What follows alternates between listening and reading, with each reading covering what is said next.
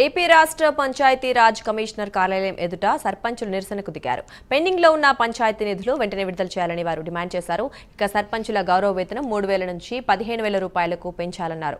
జాతీయ గ్రామీణ ఉపాధి హామీ పథకం పంచాయతీ నిధుల ద్వారా జరిగే విధంగా చూడాలన్నారు.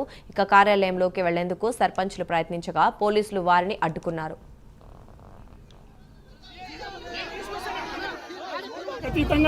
మనం సర్పంచుల సమస్యల కోసం సుదీర్ఘంగా 30 సంవత్సరాల నుంచి పనిచేస్తున్నటువంటి మా అధ్యక్షుడు రాజేంద్ర ప్రసాద్ గారు ఎట్టి పరిస్థితుల్లో సర్పంచులతోనే ఉండడం జరుగుతుంది.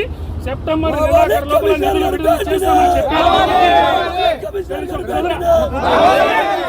రెండో విడత నిధులు ఆ నిధులు సెప్టెంబర్ నెలాఖరు లోపల విడుదల చేస్తామని చెప్పడం జరిగింది.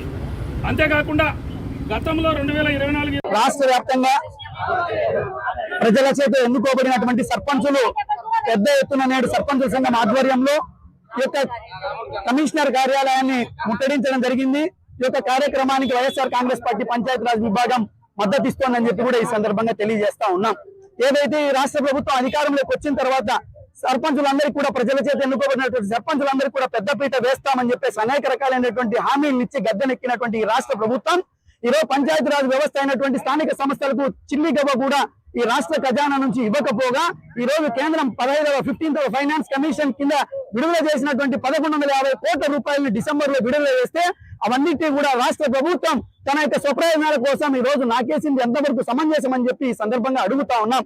అయ్యా, ఈ రోజు ప్రజల చేత ఎన్నుకోబడినటువంటి మీరు ఏదైతే ప్రజలకు ఇచ్చినటువంటి వాగ్దానాలను అమలు చేయడంలో మీరు ఏదైతే కార్యోన్ముఖులు అయ్యారో మరి అదే విధంగా ఈరోజు సర్పంచులు ప్రజల చేత ఎన్నుకోబడినటువంటి వీళ్ళు కూడా తమకు ఉన్నటువంటి హక్కులను బాధ్యతలను ఈరోజు నిర్వహించాల్సినటువంటి బాధ్యత లేదా? సర్పంచ్ సంఘం స్టేట్ మొదటగా ఏర్పాటు చేసి మొదటగా సర్పంచులు గత ప్రభుత్వం వైఖరిని ఎండగట్టాం.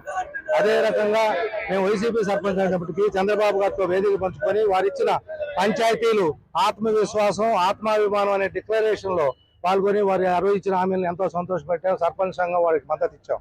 అయినప్పటికీ ఇప్పుడు గవర్నమెంట్ ఏర్పడి 13-15 నెలలు అవుతున్నప్పటికీ వారిచ్చిన హామీలు అమలుపరచకపోగా ఇప్పుడు కేంద్ర ప్రభుత్వం ఇచ్చినటువంటి 15 సంఘం ఆర్థిక సంఘం నిధులు ఇంతవరకు విడుదల చేయకుండా సర్పంచుల పట్ల స్థానిక ప్రభుత్వాల పట్ల వాళ్ళ వైఖరిని మేము ఖండిస్తున్నాం.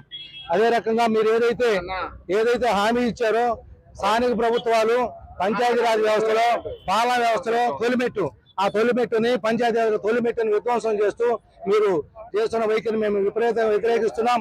ఇదే రకంగా ఒక వారంలో మీరు సమస్య పరిష్కారం చేసుకోకపోతే ఈ సమస్యని అంతిమ పోరాటం చేస్తాం. పూర్తి స్థాయి ప్రభుత్వం యుద్ధానికైనా సిద్ధంగా ఉండి మేము చేద్దామని ఆశిస్తున్నాం. సర్పంచుల సమస్యలపైన గతంలో వైఎస్ఆర్ కాంగ్రెస్ పార్టీ గవర్నమెంట్ లో నేను వైఎస్ఆర్ కాంగ్రెస్ పార్టీ మద్దతు సర్పంచ్ గా గెలిచినా కూడా ఆ రోజు ఆ ప్రభుత్వం నిర్ణయం పైన పోరాటం చేసి పార్టీ నుండి కూడా సస్పెండ్ అయ్యడం జరిగింది.